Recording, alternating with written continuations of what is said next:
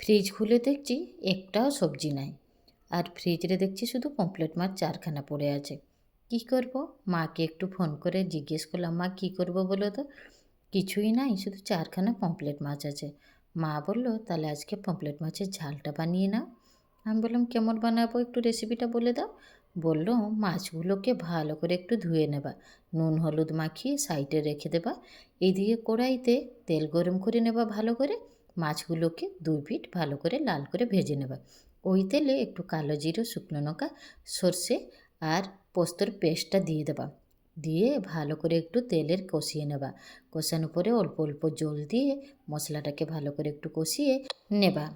তারপরে স্বাদ অনুসারে নুন দিয়ে দেবা, হলুদ আর লঙ্কার গুঁড়ি দিয়ে আর একটু জল দিয়ে ভালো করে মশলাটাকে 5-10 মিনিট পর্যন্ত একটু ফুটাবা। তারপরে স্বাদ অনুসারে তুমি যদি লঙ্কা খাও তো একটু লঙ্কা দিয়ে দিবি। তারপরে কি করবি, মাছগুলো দিয়ে আর 5 মিনিট ভালো করে ফুটিয়ে নিবি। তরকারি পুরো রেডি হয়ে গেছে।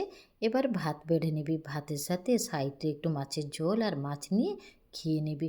থালাটা আমার জন্য বেড়ে নিলাম, আর একটা থালা আমার বরের জন্য বেড়ে নিয়েছি। এবার বলুন তো কেমন হয়েছে? যদি ভালো লাগে তাহলে নিহাতি কমেন্টে জানাবেন, আর পাশে থাকুন, সাবস্ক্রাইব করুন। বাই।